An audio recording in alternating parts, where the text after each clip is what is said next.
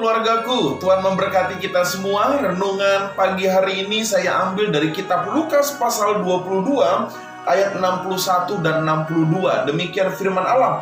Lalu berpalinglah Tuhan memandang Petrus, maka teringatlah Petrus bahwa Tuhan telah berkata kepadanya, sebelum ayam berkokok pada hari ini, engkau telah 3 kali menyangkal aku.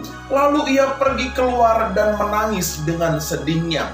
Bapak Ibu keluargaku, besok hari Jumat kita akan memperingati peristiwa bersejarah di mana Yesus Kristus sebagai Tuhan mati di kayu salib, memberikan nyawanya bagi kita.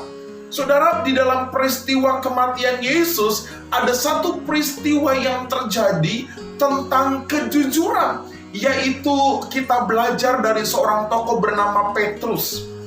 Bapak Ibu keluargaku, Petrus adalah salah satu tokoh yang tidak hidup di dalam kejujuran. Kalau melihat Lukas pasal 22 ayat 54 sampai 62, di sana jelas sekali, hanya gara-gara orang bertanya. Ada 3 kali orang bertanya tentang keberadaan Yesus dengan Petrus. Orang bertanya mungkin, ini juga pengikut Yesus, ini bersama-sama dengan Yesus. Dan 3 kali saudara Petrus menyangkal, 3 kali Petrus berbohong, 3 kali Petrus memungkiri keberadaannya bersama-sama dengan Yesus. Bapak Ibu keluargaku, kenapa Petrus berbohong? Kenapa Petrus menyangkal dirinya? Karena orientasi Petrus adalah dirinya sendiri. Petrus lebih mengutamakan keselamatan dirinya. Petrus lebih mengutamakan apa yang dia mau, apa yang dia inginkan. Dia menikmati kenyamanan, dia menikmati kebebasan daripada imannya kepada Allah. Keluargaku yang dikasihi Tuhan Yesus, jujur saja seringkali kita seperti Petrus. Kita rela berdusta, kita rela berbohong demi kenyamanan kita, demi kebaikan kita. Padahal jelas itu bertentangan dengan firman Allah.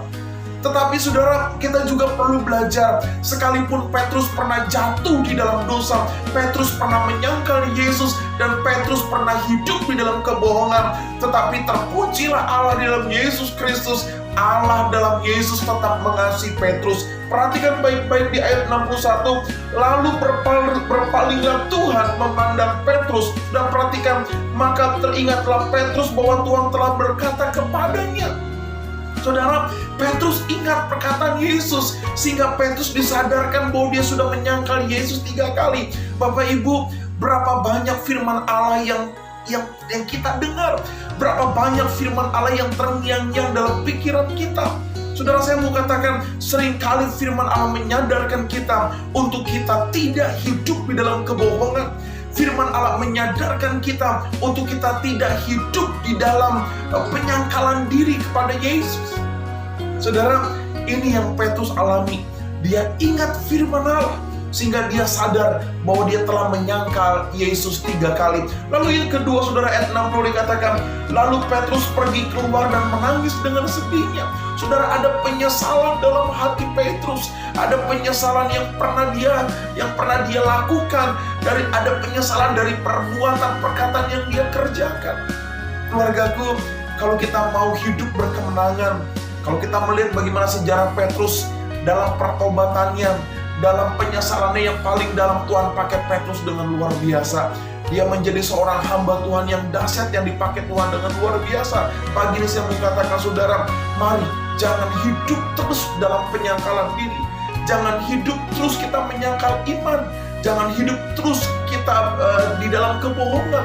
Tapi mari seperti Petrus, kita ingat firman Allah dan kita menyesali setiap kebohongan demi kebohongan yang pernah kita lakukan. Selamat pagi Tuhan, selamat pagi keluargaku.